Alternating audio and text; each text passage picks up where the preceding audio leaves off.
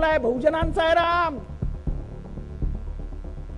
शिकार करून खाणारा राम तो आमचा आहे, आमच्या बहुजनांचा.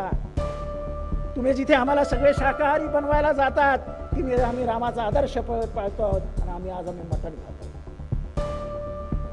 हा रामाचा आदर्श. राम हा शाकाहारी नव्हता, तो मांसाहारी होता. 14 वर्ष जंगलात राहणारा माणूस कुठे जाणार हो ते शाकाहारी शोधायला.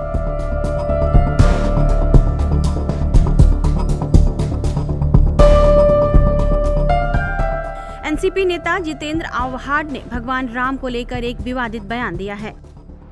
उन्होंने शिरडी में एक कार्यक्रम में भगवान राम को शाकाहारी नहीं बल्कि मांसाहारी बता दिया. इसके बाद उनके बयान को लेकर महाराष्ट्र में बवाल मच गया और लोगों का गुस्सा भड़क गया है. साधु संतों और बीजेपी नेताओं ने उनके इस कदम की कड़ी आलोचना की है. राम जन्मभूमि तीर्थ क्षेत्र के मुख्य पुजारी आचार्य सत्येंद्र दास ने भी बयान की निंदा की है. वहीं बीजेपी कार्यकर्ताओं ने उनके खिलाफ बड़े पैमाने पर विरोध प्रदर्शन किया. उनके घर के बाहर भी विरोध हुआ.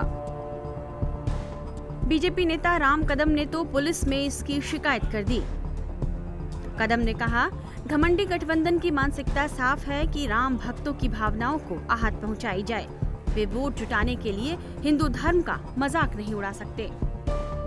दरअसल बीजेपी विधायक राम कदम ने महाराष्ट्र सरकार से अपील की थी कि 22 जनवरी को अयोध्या में प्राण प्रतिष्ठा समारोह के दिन राज्य में शराब और मांसाहार पर एक दिन का बैन लगा दिया जाए. इसकी प्रतिक्रिया में ही शिरडी में कार्यकर्ता सम्मेलन के दौरान आव्हाड का यह बयान आया, जिसके बाद राम कदम पुलिस के पास पहुंच गए. राम कदम को पुलिस ने क्या आश्वासन दिया है, इस बारे में वे बता रहे हैं. देखिए,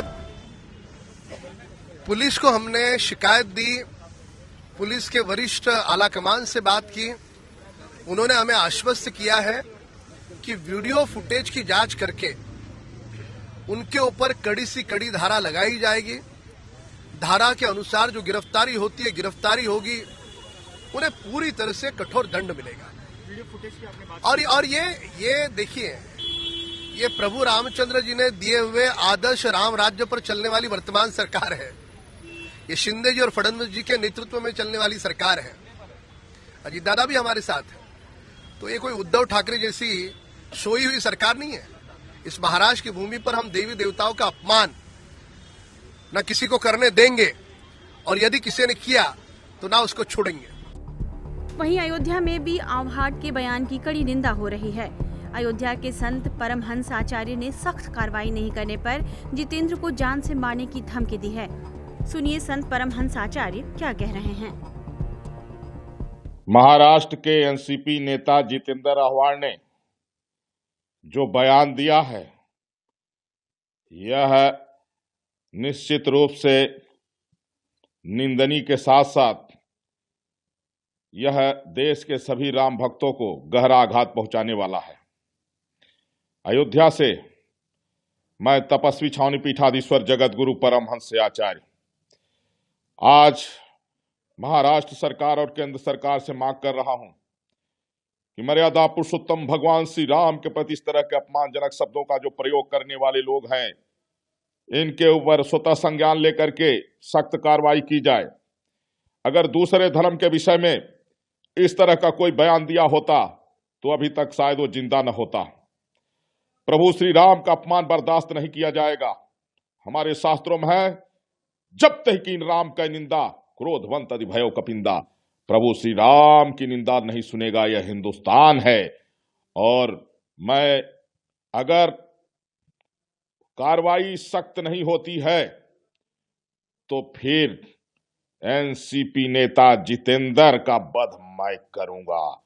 मैं अयोध्या से जगत गुरु परमहंस आचार्य चेतावनी दे रहा हूं, चैलेंज दे रहा हूं.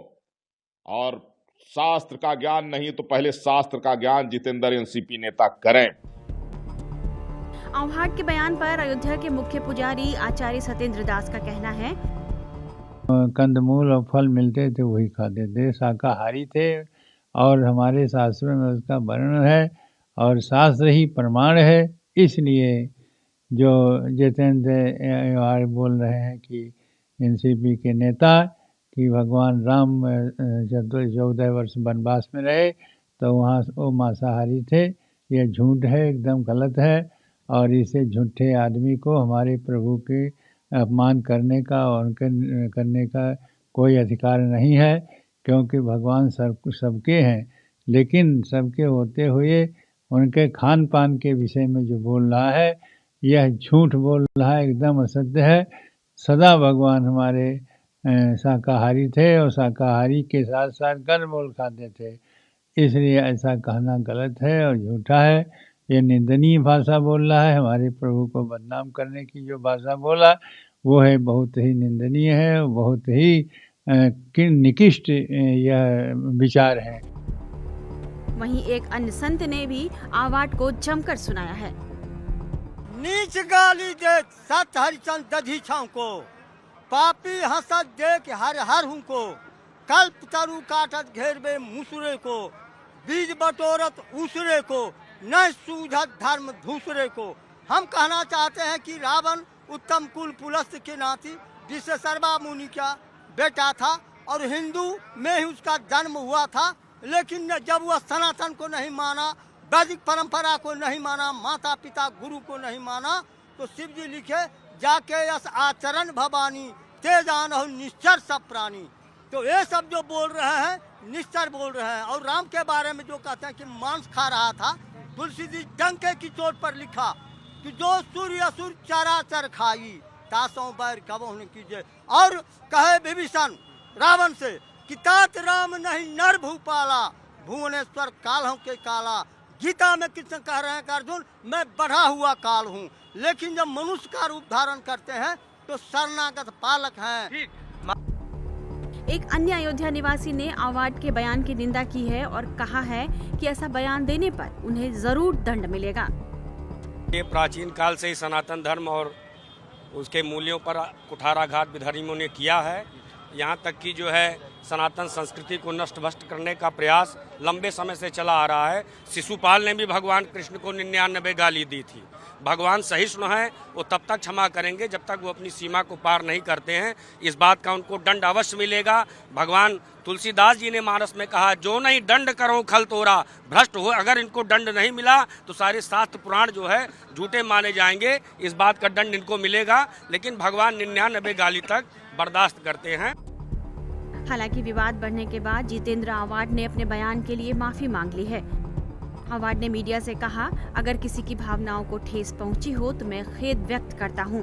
कभी कभी गलतियां हो जाती हैं। मैं बोलता हूं, एक जबान का आदमी हूं और मैं बोलता हूं वो अभ्यास करके, मैं बोलता हूं अभ्यास करके बोलता हूं, बेमतलब बात नहीं करता हूं। ये मेरी आदत नहीं है।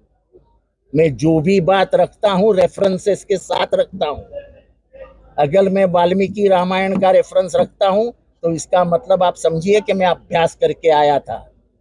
पर फिर भी लोक भावनाओं का आदर करना सार्वजनिक जीवन में बहुत महत्वपूर्ण होता है।